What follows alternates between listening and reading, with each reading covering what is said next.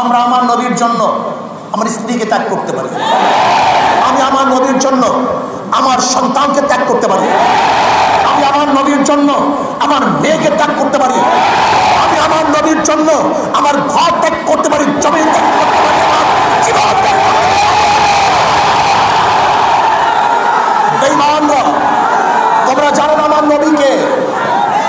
তোমাদের খবর নাই? জনাব মুহাম্মদ রাসূলুল্লাহ সাল্লাল্লাহু আলাইহি ওয়াসাল্লামের জাতের উপরে যদি আঙ্গুল তুলো, ওই আঙ্গুল জায়গা মতো রাখা হবে না। যদি আমার নবীর চরিত্র চক্ষু তুলো, ওই চক্ষু শরীর থেকে বের করে দেওয়া হবে। যেই জিহ্বা দিয়ে আমার নবীর উপরে কটূক্তি করা হয়েছে, ওই জিহ্বা ছিঁড়ে ফেলা হবে ইনশাআল্লাহ। বুখারীর মধ্যে রওয়ায়াত আছে, আব্দুল্লাহ ইবনে ওমর রাদিয়াল্লাহু আনহু রওয়ায়াত আছে, রাবী বলেন একটা আঘাত পিছনে ছিল না, সমস্ত আঘাত সামনে ছিল, সামনে দিকে ছিল। মুসলমান সামনে যেতে পারে, পিছনে উঠতে পারে না। মুসলমানের বুলেট বুকে লাগে, পিছনে লাগে না। মুসলমান লড়াই করে, জমিনে ময়দানে শাহাদাত বরণ করে, মুসলমান লড়াই করে, শাহাদাত বরণ করে, জমিনের মধ্যে শাহাদাত বরণ করে, কিন্তু কাপুরুষের মতো তারা ঘরে মৃত্যুবরণ করে না। আমি বাংলাদেশ সরকারকে বলবো, ক্ষমতার নেশায় আজকে ভারতের বিরুদ্ধে নিন্দা প্রস্তাব আনবেন না। ক্ষমতার নেশায়, ক্ষমতার আশায় নবী প্রেমিক বাংলাদেশের জনগণ আপনাকে ক্ষমতায় রাখবেন না।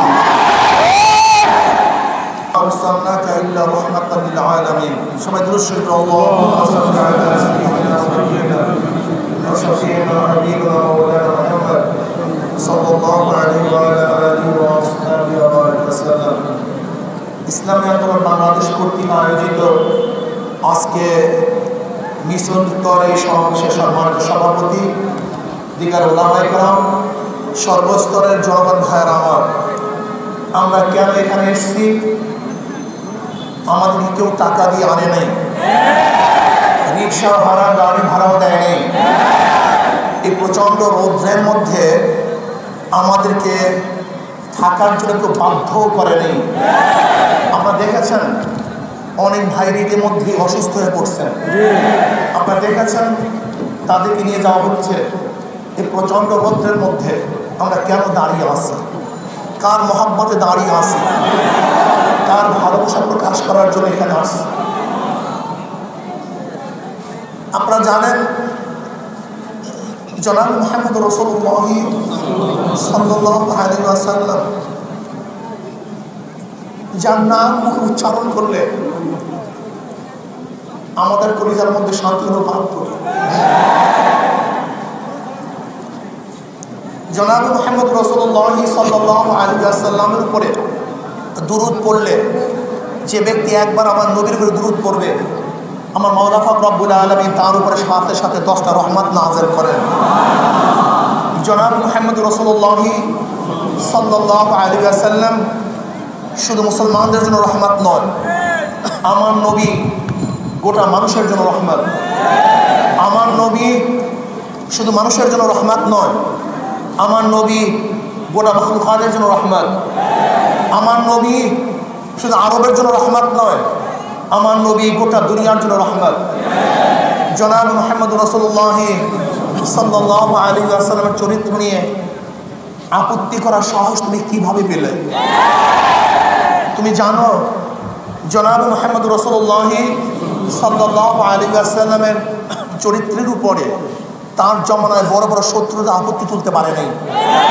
আবু জাহেল আমার নবীর চরিত্রে আপত্তি তুলতে পারে নাই, উতবা সায়বাও পারে নাই, আবু লাহাবও পারে নাই। আরবরা পর্যন্ত আমার নবী কাল আমিন as-সুদুক সবচেয়ে ভালো, অনেক ভালো, অনেক সত্যবাদী, অনেক আখলাকি। তুমি কি জানো না জনাব মুহাম্মদ রাসূলুল্লাহ সাল্লাল্লাহু আলাইহি ওয়াসাল্লামের পথের মধ্যে কাঁটা বিছিয়ে দিত, আর আমার নবী তার হেদায়েতের জন্য দোয়া করতেন। তায়েফের ময়দানে জনাব মুহাম্মদ রাসূলুল্লাহ সাল্লাল্লাহু আলাইহি ওয়াসাল্লামকে রক্তাক্ত করা হয়েছে, কিন্তু আমার নবী তাদের জন্য বরদোয়া করেন নাই, বরং তাদের হেদায়েতের জন্য দোয়া করেছে। জনাব মুহাম্মদ রাসূলুল্লাহ সাল্লাল্লাহু আলাইহি ওয়াসাল্লাম ইজ্জত রক্ষা করার জন্য, ইজ্জত তো অনেক দূরের কথা, জনাব মুহাম্মদ রাসূলুল্লাহ সাল্লাল্লাহু আলাইহি ওয়াসাল্লামের শুধু একটু ঘুমের জন্য, এক মুহূর্ত ঘুমের জন্য আমরা সব কিছু উজাড় করতে পারি। আমার নবীর সম্মানে ইজ্জত রক্ষা করার জন্য আমরা সব কিছু ত্যাগ করতে পারি। যদি কেউ আমার নবীর উপরে ছোট্ট একটা কাঁটা দিয়ে আঘাত করার চেষ্টা করে, যদি ছোট্ট একটা কাঁটা দিয়ে আঘাত করার চেষ্টা করে, আঘাত করে, আমরা হাজারো লক্ষ মুসলমান সে আঘাতকে ফিরাবার জন্য শাহাদাত বরণ করি। তুমি কি জানো আমার নবীর অবস্থাটা কি? আমরা আমার নবীকে কিভাবে ভালোবাসি?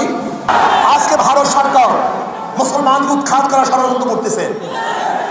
বাবরি মসজিদ উৎখাত করেছে, সেখানে কি পেয়েছে?